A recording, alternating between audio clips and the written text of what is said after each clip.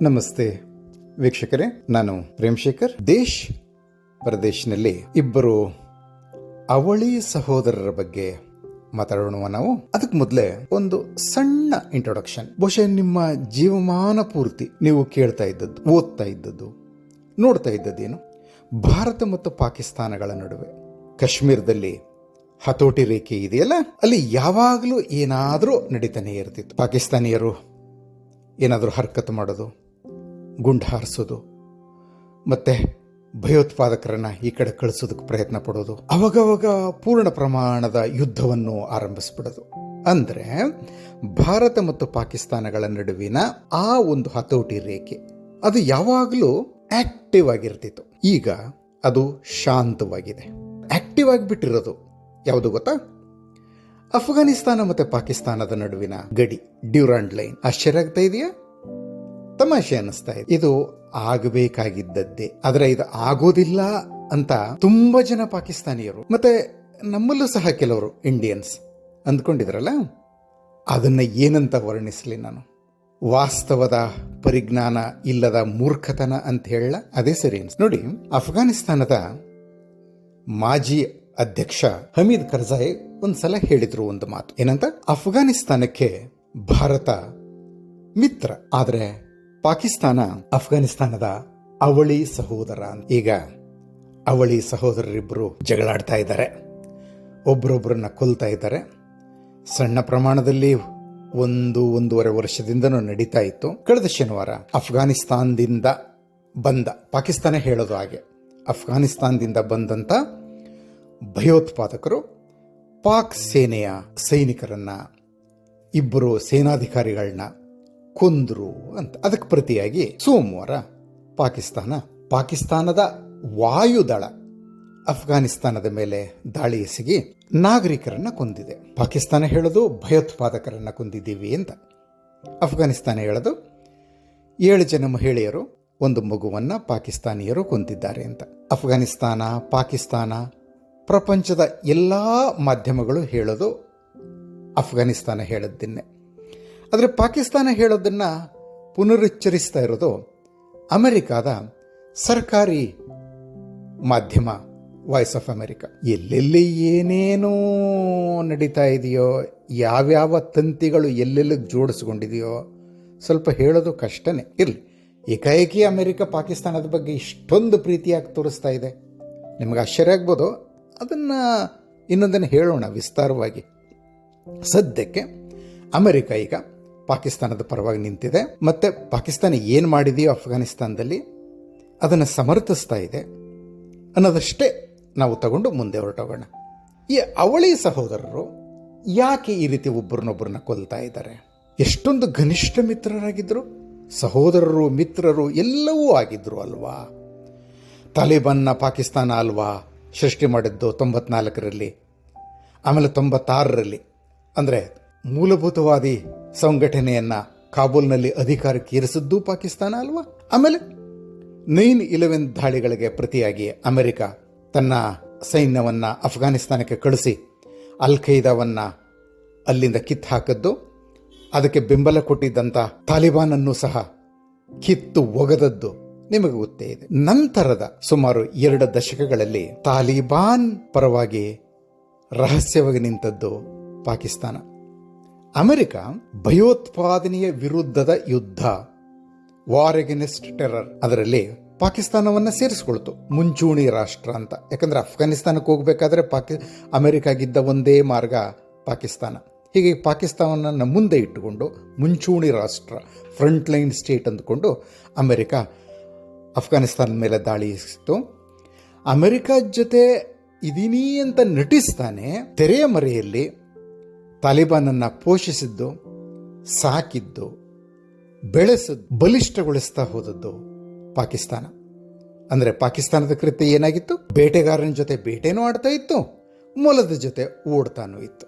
ಅಂತಿಮವಾಗಿ ಏನಾಯ್ತು? ಅಮೆರಿಕ ತನ್ನ ಕೈಲಿ ಏನೂ ಆಗಲ್ಲ ಅಂದ್ಕೊಂಡು ಅಫ್ಘಾನಿಸ್ತಾನವನ್ನ ತಾಲಿಬಾನ್ಗೆ ಬಿಟ್ಟು ಹೊರಗೋಗ್ಬೇಕಾಯಿತು. 15 ಆಗಸ್ಟ್ 2021 ಅವತ್ತೇನಾಯ್ತು ನಿಮಗೆ ಗೊತ್ತಿದೆ. ಆಗ ಪಾಕಿಸ್ತಾನಿಯರು ಬಹಳ ಸಂಭ್ರಮಿಸಿದ್ಕೆ ತಮ್ಮ ಸಹೋದರ ತಾಲಿಬಾನ್ ಮತ್ತೆ ಅಧಿಕಾರಕ್ಕೆ ಬಂದಿದೆ, ಇದು ನಮ್ಮ ಅಂದರೆ ಪಾಕಿಸ್ತಾನಿಯರ ಯಶಸ್ಸು ಅಂದ್ಕೊಂಡು ಭಾಳ ಬೀಗಿದ್ರು ಎಲ್ಲರೂ. ಆದರೆ ಕೆಲವೇ ದಿನಗಳಲ್ಲಿ ಅಫ್ಘಾನ್ ತಾಲಿಬಾನ್ ಸರ್ಕಾರ ಮತ್ತು ಪಾಕಿಸ್ತಾನದ ನಡುವೆ ಸಂಬಂಧ ಬಿಗಡಾಯಿಸಿ ಹೋಯಿತು. ಒಂದು ಸಂದರ್ಭದಲ್ಲಂತೂ ಪಾಕಿಸ್ತಾನದ ಉಪ ವಿದೇಶ ಮಂತ್ರಿ ಹೀನಾ ರಬ್ಬಾನಿ ಅಫ್ಘಾನಿಸ್ತಾನಕ್ಕೆ ಹೋದಾಗ ಅವರನ್ನು ಮೀಟ್ ಮಾಡೋದಕ್ಕೆ ಅಫ್ಘಾನಿಸ್ತಾನದ ಅಂದರೆ ತಾಲಿಬಾನ್ ವಿದೇಶ ಮಂತ್ರಿ ಮುಲ್ಲಾ ಯಾಕೂಬ್ ನಿರಾಕರಿಸಿಬಿಟ್ರು. ಈ ಮಟ್ಟಕ್ಕೆ ಹೋಯಿತು. ಅನಂತರ ತೆಹರೀಕೆ ತಾಲಿಬಾನ್ ಪಾಕಿಸ್ತಾನ್ ಅಂದರೆ ಪಾಕ್ ತಾಲಿಬಾನ್ ಅಂತ ಕರಿತೀವಲ್ಲ, ಅದಕ್ಕೆ ಅಫ್ಘಾನ್ ತಾಲಿಬಾನ್ ಬೆಂಬಲ ಕೊಡ್ತಾ ಇದೆ. ಈ TTP ಪಾಕ್ ತಾಲಿಬಾನ್ ಪಾಕಿಸ್ತಾನದಲ್ಲಿ ದಾಂಧಲೆ ನಡೆಸ್ತಾ ಇದೆ ಅಂತ ಪಾಕಿಸ್ತಾನ ಆಪಾದನೆ ಮಾಡೋದಕ್ಕೆ ಶುರುವಾಯಿತು. ಎರಡೂ ದೇಶಗಳ ನಡುವೆ ವಾಗ್ವಾದಗಳು ಶುರುವಾದವು. ಸೊ ಅವಳಿ ಸಹೋದರರ ನಡುವೆ ಸಂಬಂಧ ಸರಿ ಆಗಿಲ್ಲ ಅನ್ನೋದು ಜಗತ್ತಿಗೆ ಮನವರಿಕೆ ಆಯಿತು. ಆಮೇಲೆ ಈ ರೀತಿ TTP ಉಗ್ರರು ಪಾಕ್ ಸೈನಿಕರನ್ನು ಕೊಲ್ಲೋದು ಅದು ಸಹ ನಡೀತಾ ಹೋಯಿತು. ಈಗ ಪಾಕಿಸ್ತಾನ ತನಗೆ ತಾಳ್ಮೆ ಹೊರಟೋಗಿದೆ ಅಂತ ಹೇಳಿ ಅಫ್ಘಾನಿಸ್ತಾನದ ಮೇಲೆ ವಾಯುದಾಳಿ ಮಾಡಿಬಿಟ್ಟಿದೆ. ನಾವು ಬಾಲಾಕೋಟ್ ದಾಳಿ ನಡೆಸಿದಾಗ ಹುಚ್ಚೆದ್ದಂಗೆ ಕುಣಿದಾಡಿದ್ದಂಥ ಪಾಕಿಸ್ತಾನ ಇದು ತಪ್ಪು, ನಮ್ಮ ಸಾರ್ವಭೌಮತ್ವವನ್ನು, ನಮ್ಮ ವಾಯು ಪ್ರದೇಶವನ್ನು ಭಾರತ ಉಲ್ಲಂಘಿಸಿದೆ ಅಂತ ಎಲ್ಲ ಕಡೆ ಹತ್ತುಕೊಂಡು ಓಡಾಡ್ತಲ್ಲ, ಆ ಪಾಕಿಸ್ತಾನ ಈಗ ಅದೇ ಭಯೋತ್ಪಾದನೆಯ ಕಾರಣ ಒಡ್ಡಿ ಅಫ್ಘಾನಿಸ್ತಾನದ ವಾಯು ಪ್ರದೇಶವನ್ನು ಉಲ್ಲಂಘಿಸಿದೆ ಮತ್ತು ಅಲ್ಲಿ ನಾಗರಿಕರನ್ನ ಕೊಂದಿದೆ. ಓಕೆ, ಏನೆಲ್ಲ ನಡೀತಾ ಇದೆ ಅಲ್ವಾ ಅಂತಾರಾಷ್ಟ್ರೀಯ ಸಂಬಂಧಗಳಲ್ಲಿ. ಸರಿ ಆಯಿತು. ಅಂದರೆ ಮೊನ್ನೆವರೆಗೂ ಅಥವಾ ನಿರ್ದಿಷ್ಟವಾಗಿ ಹೇಳೋದಾದರೆ 2021 ಆಗಸ್ಟ್ 15 ಗಳಸ್ಯ ಕಂಠಸ್ಯ ಅವಳಿ ಸಹೋದರರಾಗಿದ್ದ ಪಾಕಿಸ್ತಾನ ಮತ್ತು ಅಫ್ಘಾನ್ ತಾಲಿಬಾನ್ ಈಗ ಯಾಕೆ ಈ ರೀತಿ ಶಸ್ತ್ರಾಸ್ತ್ರ ಘರ್ಷಣೆಗೆ ಇಳಿದು ಬಿಟ್ಟಿವೆ? ಸ್ವಲ್ಪ ಇತಿಹಾಸವನ್ನ ತುಂಬ ದೂರಕ್ಕೇನೂ ಹೋಗಬೇಕಾಗಿಲ್ಲ. ಒಂದು 40 ವರ್ಷದ ಹಿಂದಿನ ಇತಿಹಾಸವನ್ನು ತಗೊಂಡ್ರೂ ಸಹ ಈ ಪ್ರಶ್ನೆಗೆ ಉತ್ತರ ಗೊತ್ತಾಗ್ಬಿಡ್ತದೆ. ಮತ್ತೆ ಆ ಎರಡೂ ದೇಶಗಳ ನಡುವೆ ಇದ್ದಂಥ ಮಿತ್ರತ್ವ ಇದೆಯಲ್ಲ, ಸ್ನೇಹ, ಅದು ಸುಮ್ಮನೆ ತೋರಿಕೆಗೆ ಮಾತ್ರ, ಸಂದರ್ಭಕ್ಕೆ ತಕ್ಕಂತೆ ಮಾಡಿಕೊಂಡಂಥ ಒಂದು ಬದಲಾವಣೆ ಅಥವಾ ಒಂದು ಒಪ್ಪಂದ ಅಂತ ಹೇಳ್ಬೋದು. ಹಾಗೆ ಇತಿಹಾಸ ಏನು ಹೇಳುತ್ತೆ ಈ ಎರಡೂ ದೇಶಗಳ ನಡುವಿನ ಸಂಬಂಧದ ಬಗ್ಗೆ? ನೋಡಿ, 47ರಲ್ಲಿ ಪಾಕಿಸ್ತಾನ ಸೃಷ್ಟಿಯಾಗಿ ವಿಶ್ವಸಂಸ್ಥೆಯ ಸದಸ್ಯತ್ವಕ್ಕಾಗಿ ಅರ್ಜಿ ಹಾಕಿದಾಗ ಅದನ್ನ ವಿರೋಧಿಸಿದಂತ ಒಂದೇ ಒಂದು ದೇಶ ಅಫ್ಘಾನಿಸ್ತಾನ. ಅರೆ, ಹೀಗ್ಯಾಕೆ ಭಾರತ ವಿರೋಧಿಸಬೇಕಾಗಿತ್ತು, ಆದ್ರೆ ಅಫ್ಘಾನಿಸ್ತಾನ ವಿರೋಧಿಸ್ತಲ್ಲ ಏನು ಅಂತ ನಿಮ್ಗೆ ಆಶ್ಚರ್ಯ ಆಗ್ತಾ ಇದೆಯಾ? ಅದೊಂದು ಕತೆ, ಬಹಳ ಸ್ವಾರಸ್ಯಕರವಾದಂತ ಕತೆ ಹೇಳ್ತೀನಿ ರೀ. ಬ್ರಿಟಿಷರು 1893ರಲ್ಲಿ ಅಫ್ಘಾನಿಸ್ತಾನ ಮತ್ತು ತಮ್ಮ ಭಾರತ ಸಾಮ್ರಾಜ್ಯದ ನಡುವೆ ಡ್ಯೂರ್ಯಾಂಡ್ ಗಡಿ ರೇಖೆಯನ್ನು ಎಳೆದರು. ಆಗ ಎಳೆದಾಗ ಕೆಲವು ಅಫ್ಘಾನ್ ಪ್ರದೇಶಗಳನ್ನು, ಅಂದರೆ ಪಖ್ತೂನ್ ಜನಾಂಗ ಇದ್ದಂಥ ಪ್ರದೇಶಗಳನ್ನು ಭಾರತಕ್ಕೆ ಸೇರಿಸ್ಕೊಂಡ್ರು. ಹೆಚ್ಚಿನ ಭಾಗವನ್ನು ನಾರ್ತ್ ವೆಸ್ಟ್ ಫ್ರಾಂಟಿಯರ್ ಪ್ರಾವಿನ್ಸ್ ಅನ್ನೋದರಲ್ಲಿ ಸೇರಿಸ್ಕೊಂಡ್ರು. ಇನ್ನುಳಿದ ಸ್ವಲ್ಪ ಭಾಗವನ್ನು ಬಲೂಚಿಸ್ತಾನಕ್ಕೆ ಸೇರಿಸ್ಕೊಂಡ್ರು. ಅಫ್ಘಾನರು ಅದನ್ನು ಒಪ್ಪಲೇ ಇಲ್ಲ. ನಾವು ಪಠಾಣರನ್ನು ಅಂದರೆ ಪಖ್ತೂನಿಗಳನ್ನು ಬ್ರಿಟಿಷರು ವಿಭಾಗಿಸಿಬಿಟ್ಟಿದ್ದಾರೆ ಅಂತ ಆಪಾದಿಸಿ ಅಫ್ಘಾನರು ಆ ಡ್ಯೂರಾಂಡ್ ಲೈನನ್ನು ಒಪ್ಪಿಕೊಳ್ಳೇ ಇಲ್ಲ.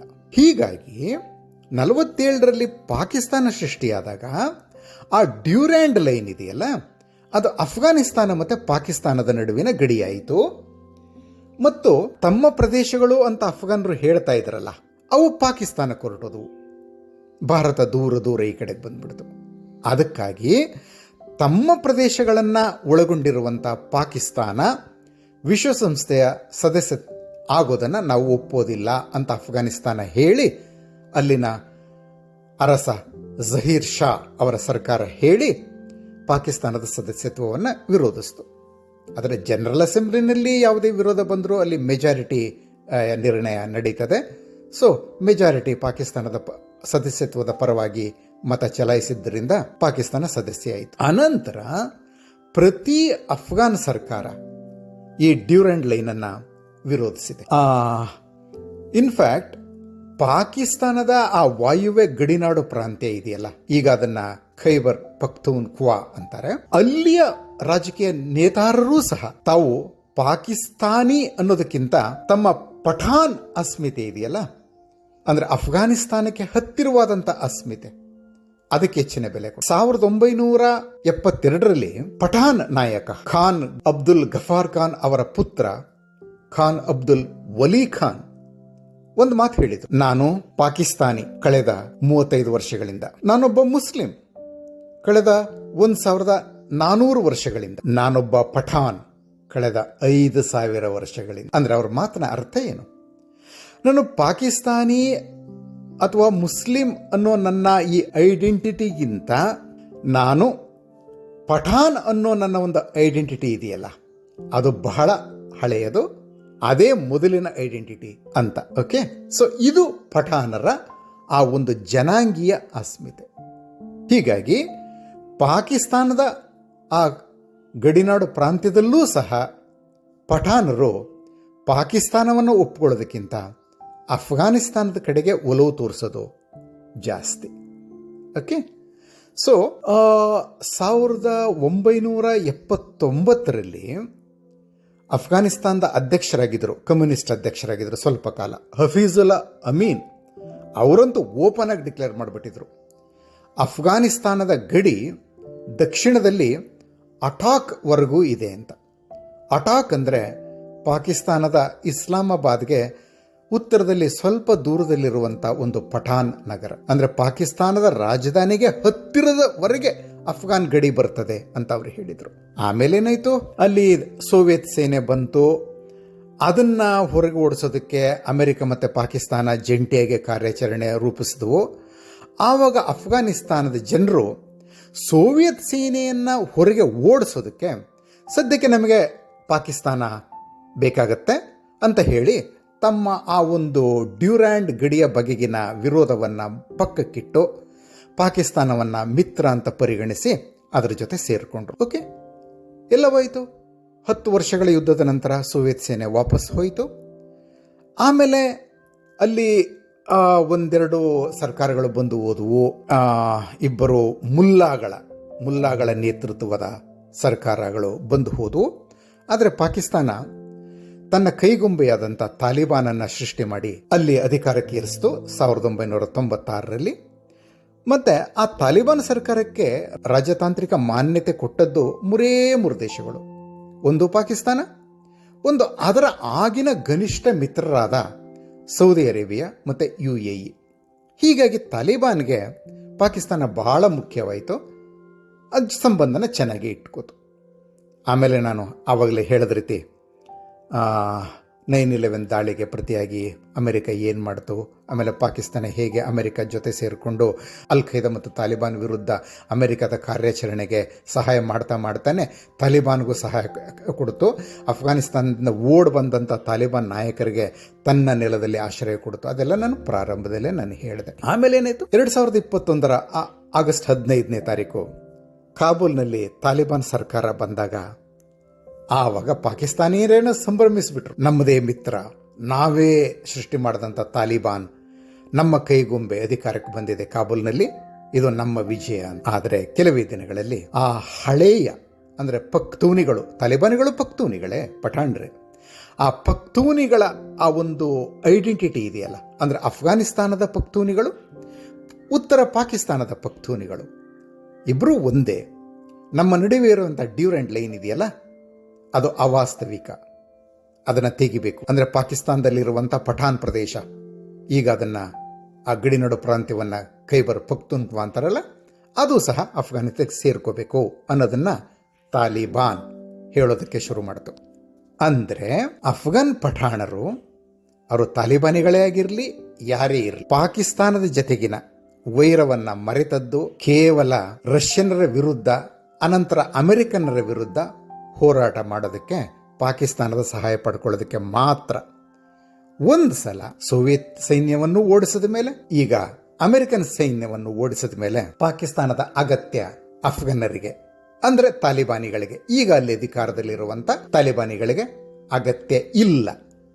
ಹೀಗಾಗಿ ಅಗತ್ಯ ಇಲ್ಲದ ಪಾಕಿಸ್ತಾನದ ಜೊತೆ ಅವರು ಸ್ನೇಹವನ್ನು ಇಟ್ಕೊಳ್ಳೋದಕ್ಕೆ ಇಷ್ಟಪಡ್ತಾ ಇಲ್ಲ. ಆ ಅಗತ್ಯ ಇಲ್ಲದ ಪಾಕಿಸ್ತಾನದ ಜೊತೆ ಸ್ನೇಹಕ್ಕಿಂತ ತಮ್ಮ ಪಠಾನ್ ನೆಲ, ಪಾಕಿಸ್ತಾನದಲ್ಲಿರುವಂಥ ಪಠಾನ್ ಪ್ರದೇಶ, ತಮ್ಮ ದೇಶದ ಜೊತೆ, ಅಫ್ಘಾನಿಸ್ತಾನದ ಜೊತೆ ಸೇರ್ಕೋಬೇಕು ಅನ್ನೋದು ಅವರ ಇಚ್ಛೆ, ಹೀಗಾಗಿ ಪಾಕ್ ತಾಲಿಬಾನ್ ಇದೆಯಲ್ಲ, ಅದು ಸಹ ಪಾಕಿಸ್ತಾನದ ಪಖ್ತೂನ್ ಅಂದರೆ ಪಠಾನ್ ಸಂಘಟನೆ. ಅದರ ಮೂಲಕ ಪಾಕಿಸ್ತಾನಕ್ಕೆ ಕಿರುಕುಳ ಕೊಡ್ತಾ ಇದ್ದಾರೆ. ಗಡಿನಾಡು ಪ್ರಾಂತ್ಯದಲ್ಲಿ ಅಂದರೆ ಖೈಬರ್ ಪಖ್ತೂನ್ವಾದಲ್ಲಿ ಪಾಕ್ ತಾಲಿಬಾನ್ ದಾಂಧಲೆ ನಡೆಸ್ತಾ ಇದೆ. ಸೈನಿಕರನ್ನ, ಸೇನಾಧಿಕಾರಿಗಳನ್ನ ಕೊಲ್ತಾ ಇದ್ದಾರೆ. ಪಾಕಿಸ್ತಾನಿ ಸೇನೆಯಲ್ಲಿದ್ದಂಥ ತುಂಬಾ ಜನ ಪಠಾನ್ ಸೈನಿಕರು ಸೇನೆಯನ್ನು ತೊರೆದು TTP ಕಡೆ ಸೇರ್ಕೊಂಡಿದ್ದಾರೆ. ಸೊ ಪಾಕಿಸ್ತಾನದ ಸ್ಥಿತಿ ಬಹಳ ಕೆಟ್ಟದಾಗೋಗಿದೆ. ಕೊನೆಗೆ ಪಾಕಿಸ್ತಾನಕ್ಕೆ ಏನನ್ನಿಸ್ತು ಅಂದರೆ, ಅದೊಂಥರ ಈ ತೀರಾ ಕಾಟಕ್ಕೊಳಗಾಗುತ್ತಲ್ಲ, ಆಗ ಹುಚ್ಚೆದ್ದೋಗುತ್ತದಲ್ಲ ಯಾವುದೇ ಒಂದು ಪ್ರಾಣಿ, ಆ ರೀತಿ ಪ್ರತಿಕ್ರಿಯೆ ಮಾಡಿ ಹೋಗಿ ಅಫ್ಘಾನಿಸ್ತಾನದಲ್ಲಿ ನಾಗರಿಕರನ್ನೇ ಕೊಂದುಬಿಟ್ಟಿದ್ದಾರೆ.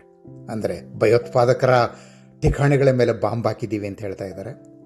ಅದರ ಅಲ್ಲ ಅಂತ ಇಡೀ ಜಗತ್ತೇ ಹೇಳ್ತಾ ಇದೆ. ಸೊ ಇದರಿಂದ ಏನು ಅರ್ಥ ಆಗ್ತದೆ, ಪಠಾನ್ಗಳಿಗೆ ಜನಾಂಗೀಯ ಅಸ್ಮಿತೆ ಬಹಳ ಮುಖ್ಯ ಆಗ್ತದೆ.